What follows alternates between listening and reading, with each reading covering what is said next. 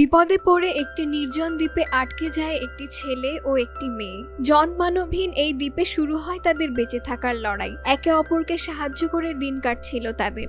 একটা পর্যায়ে দুইজন একে অপরের কাছে আসতে শুরু করে। আস্তে আস্তে তারা একদিন অনৈতিক সম্পর্কে লিপ্ত হয়। তারা বাড়ি ফেরার জন্য অনেক চেষ্টা করে, কিন্তু তাদের সব চেষ্টাই ব্যর্থ হয়। এরপর তাদের সাথে কি হয়েছিল, কিভাবেই বা তারা এই দ্বীপে এসেছিল, আর তারা কি বাড়ি ফিরতে পেরেছিল নাকি চিরজীবনের মতো এই দ্বীপে আটকে পড়েছিল, এসব কিছু জানতে হলে আমাদের ভিডিওটি শেষ পর্যন্ত দেখতে হবে। মুভিটির নাম ব্লু লাগুন দ্য অ্যাওয়াকেনিং। তো আর কথা না বাড়িয়ে গল্পে চলে যাওয়া যাক। মুভির শুরুতে আমরা হাই স্কুলে পড়া কিছু ছেলে মেয়েদের দেখতে পাই। এদের মধ্যে এই সুন্দরী মেয়েটির নাম হলো এমা, আর এমার পেছনে বসে থাকা যে ছেলেটি দেখছেন তার নাম হলো ডেভিড। এরা দুইজনই হলো এই মুভির মূল চরিত্র। এমা স্কুলের মধ্যে অনেক জনপ্রিয় ছিল। ক্যাম্পাসের সব ছেলেরা তার জন্য একরকম পাগল ছিল। অন্যদিকে আমরা ডেভিডকে দেখি, আর তার তেমন কোনো বন্ধু নেই। সে সারাদিন একা একাই থাকতো, কিন্তু ডেভিড মনে মনে এমাকে অনেক পছন্দ করত। অন্যদিকে এমা এটা জানতো না, আর ডেভিড সবসময় এমাকে কুইন বলেই ডাকতো। কিন্তু এমা ডেভিডকে একদমই পাত্তা দিত না, তাকে সবসময় ইগনোর করে চলতো। এরপর আমরা দেখি তাদের স্কুলে ক্লাস করার সময় টিচার সব স্টুডেন্টদের সামনে একটি প্রজেক্ট লঞ্চ করে। ক্যারিবিয়ান সমুদ্রের ধারে একটি দ্বীপে বসবাসকারী মানুষদের জন্য একটি স্কুল বানিয়ে দেবে, যেখানে সেখানকার বাচ্চারা পড়াশোনা করতে পারবে। তাই সবাই সেই দ্বীপে যাওয়ার জন্য প্রস্তুতি শুরু করে, কিন্তু সেই দ্বীপে যাওয়ার আগে তাদের হাতে একদিন সময় বাকি ছিল। তাই তারা সবাই মিলে একটা হোটেলে ওঠে রাতটা কাটানোর জন্য। তখন এমার এক বান্ধবী বলে তারা সবাই মিলে আজ রাতে একটি জাহাজী পার্টির আয়োজন করেছে, সেখানে এমাকে আসার জন্য এমার বান্ধবী তাকে অনুরোধ করে। কিন্তু এমা তাদেরকে নিষেধ করে দেয়, কারণ তার পার্টিতে যেতে ইচ্ছে করছিল না। কিন্তু বান্ধবীদের অতিরিক্ত রিকোয়েস্টের কারণে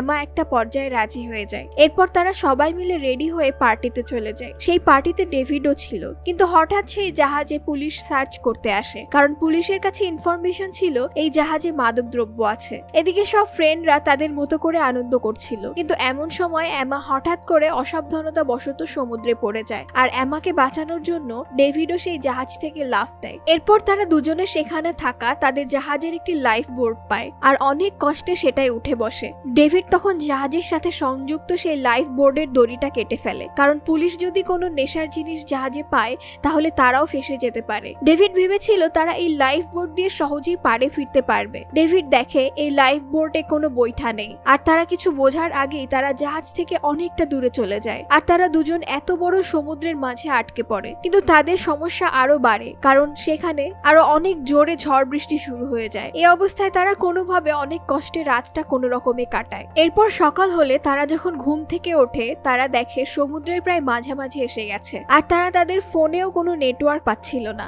আর অন্যদিকে তাদের টিচার জানতে পারে তাদের সাথে আসা এমা ও ডেভিডকে গতকাল রাত থেকে খুঁজে পাওয়া যাচ্ছে না। তারপর তিনি যখন তার বন্ধুদের কাছে এমা ও ডেভিডের ব্যাপারে জিজ্ঞেস করে, তখন তারা তাদের টিচারকে মিথ্যা কথা বলে। তারা বলে ডেভিড আর এমা অন্য আরেকটি জাহাজে ছিল। তারপর তারা কোথায় চলে গিয়েছে এটা তারা কেউ জানে না। এর পরের দৃশ্যে এমা আর ডেভিডকে দেখানো হয় তারা দূরে একটি দ্বীপ দেখতে পায়, এবং ওই দ্বীপে পৌঁছানোর জন্য দুইজনে আপ্রাণ চেষ্টা করতে থাকে, আর অনেক চেষ্টা করে তারা ওই দ্বীপে পৌঁছাতে সক্ষম হয়। লাইফ বোর্ডটা ভালোভাবে খোঁজাখুঁজির পর ডেভিড সেখান থেকে একটি ফ্লায়ার গান পায়। সেই ফ্লায়ার গান আর এমাকে নিয়ে ডেভিড দ্বীপের ভেতরে প্রবেশ করে। অন্যদিকে এমা আর ডেভিডের বাবা মা তাদের নিখোঁজের খবর পেয়ে অনেক চিন্তায় পড়ে যায়, আর তারা তাদের সন্তানকে খোঁজার জন্য সর্বোচ্চ চেষ্টা করতে থাকে। অন্যদিকে আরেকটি দৃশ্যে আমরা দেখি ডেভিড আর এমা দ্বীপটির অনেক গভীরে চলে গেছে। তারা দ্বীপটির প্রাকৃতিক সৌন্দর্য দেখে মুগ্ধ হয়ে যায়। তখনই তারা তাদের সামনে একটি ঝর্ণা দেখতে পায়, আর ঝর্ণা দেখে তারা ভাবে যাক এবার তাহলে খাবার পানির জন্য আমাদের কোনো কষ্ট করতে হবে না। এরপর তারা দ্বীপের চারপাশটা খুব ভালোভাবে দেখতে থাকে। এরপর তারা সেখানে একটি পাহাড় দেখতে পায়, আর পাহাড়ের উপরে ওঠে। পাহাড়টা অনেক উঁচু হওয়ার কারণে তারা অনেক দূর পর্যন্ত দেখতে পাচ্ছিল, কিন্তু তারা দেখে তারা এখন যেখানে আছে তার আশেপাশে কিছুই নেই। দূর দূরান্তে কোনো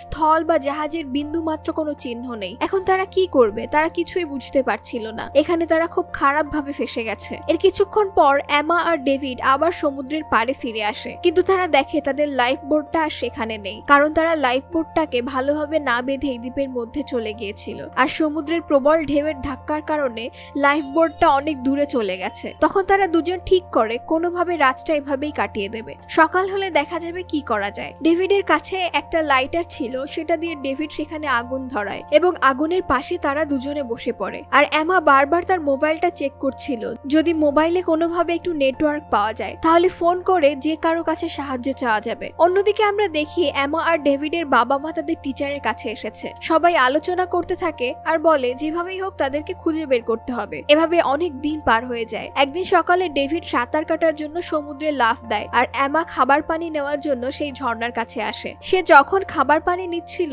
তখন সে আশেপাশে কিছু অদ্ভুত শব্দ শুনতে পায়, তাই সে তাড়াতাড়ি করে সমুদ্রের পাড়ে ডেভিডের কাছে চলে আসে। এরপর আমরা দেখি তারা থাকার জন্য একটি ঘর তৈরি করে ফেলেছে, কারণ ঝড় বৃষ্টি এবং বিভিন্ন জীবজন্তু থেকে নিজেদেরকে রক্ষা করার জন্য এই ঘরটার খুব দরকার ছিল। এরপর তারা জঙ্গলের মধ্যে খাবার জন্য নারিকেল, কলা সহ বিভিন্ন ধরনের ফলমূল পেয়ে যায়। এগুলো খেয়ে তারা তাদের খিদে মেটায়। এমা আর ডেভিড স্কুলে কারোর সাথে তেমন কথা বলতো না, কিন্তু এখানে পরিস্থিতির কারণে তারা একে অপরের ভালো বন্ধু হয়ে যায়, কারণ সেখানে তারা দুইজন ছাড়া কেউ ছিল না। ডেভিড প্রায় সময় এমার দিকে তাকিয়ে থাকতো, কারণ সে এমাকে শুরু থেকেই পছন্দ করত, আর এখন এমাও আস্তে আস্তে ডেভিডের দিকে আকর্ষিত হতে থাকে। এভাবেই তাদের দিন পার হতে থাকে। কিন্তু হঠাৎ একদিন ডেভিড কাজ করতে গিয়ে দেখে সেখানে একটি মানুষের কঙ্কাল পড়ে আছে। এটা দেখে তারা দুজনে অনেক বেশি ভয় পেয়ে যায়। ডেভিড তখন এমাকে শান্ত করে বলে, এতে ভয় পাওয়ার কিছু নেই, হতে পারে এটা এখানে অতীতে বসবাসকারী কোনো মানুষের কঙ্কাল, আর তোমার ভয় পাওয়ার কোনো দরকার নেই, এতে আমাদের কিছুই হবে না। এমাকে সান্ত্বনা দিতে দিতে তারা একে অপরের অনেক কাছাকাছি চলে আসে। এরপর তারা শারীরিক সম্পর্কে আবদ্ধ হয়ে যায়। পরের দিন সকালে এমার ঘুম ভাঙলে সে দেখে ডেভিড কোথাও নেই। ডেভিডকে কোথাও না দেখতে পেয়ে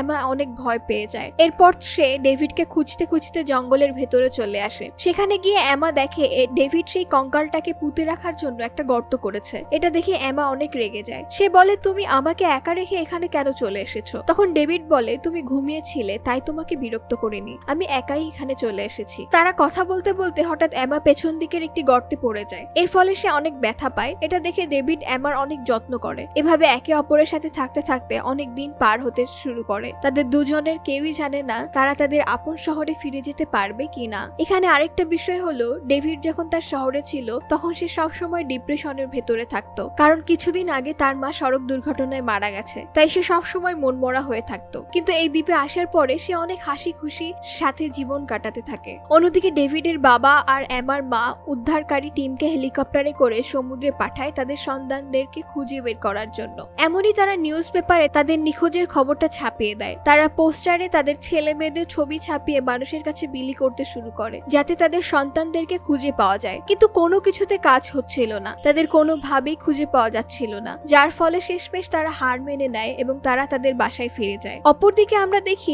এমা আর ডেভিড নিজেদের মধ্যে রোমান্টিক একটা সময় পার করছে। একদিন যখন তারা দুজন জঙ্গলের ভেতরে খাবার খোঁজার জন্য যায়, তারা একটি প্লেনের আওয়াজ শুনতে পায়। তারা জঙ্গলের ভেতরে ছিল, যার কারণে হেলিকপ্টারের ভেতর থেকে উদ্ধার কর্মীরা তাদের দেখতে পায় না। ডেভিড দৌড়াতে দৌড়াতে সমুদ্রের পাড়ে এসে পৌঁছায়, কিন্তু ততক্ষণে অনেক দেরি হয়ে গেছে। তাদের দ্বীপ থেকে প্লেনটি ইতিমধ্যে অনেক দূরে চলে গেছে। এমাও তখন সেখানে আসে আর রেগে গিয়ে ডেভিডকে বলে, তুমি ফ্লায়ার গান কেন চালালে না? আর আমাদের কাছে তো ফ্লায়ার গান আছে। তখন ডেভিড বলে, আমি ফ্লায়ার গানটি খুঁজে পাইনি তাই চালাতে পারিনি। এরপর তারা তাদের থাকার জায়গায় এসে ফ্লায়ার গানটি খুঁজতে শুরু করে। তখন তারা খেয়াল করে শুধু ফ্লায়ার গান না, এর সাথে সাথে তাদের প্রয়োজনীয় অনেক জিনিসই সেখানে নেই। এটা দেখে আমার মাথা খারাপ হয়ে যায়। তখন সে ডেভিডের উপর আরো বেশি রেগে যায় আর বলে, এখানে আর এক মুহূর্ত আমার পক্ষে থাকা সম্ভব না। এসব হওয়ার পর তাদের মনে হয় তারা কখনোই তাদের বাড়িতে ফিরে যেতে পারবে না। একদিন ডেভিড হঠাৎ করে জঙ্গলের ভেতরে কিছু প্রাণীদের শব্দ শুনতে পায়। তখন সে শব্দের পিছু পিছু যেতে শুরু করে।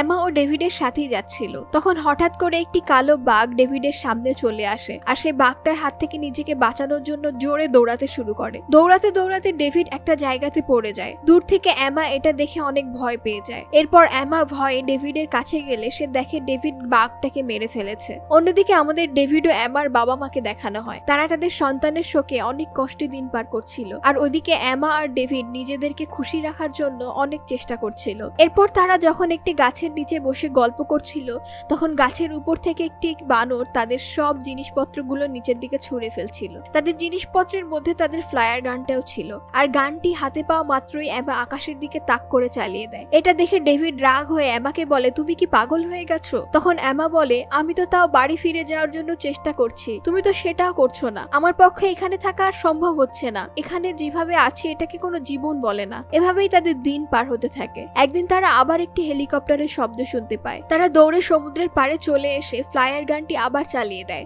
আর হেলিকপ্টারে থাকা মানুষগুলো তাকে দেখতে পায়। এরপর এরপর তারা তাদের বাড়িতে ফিরে আসে।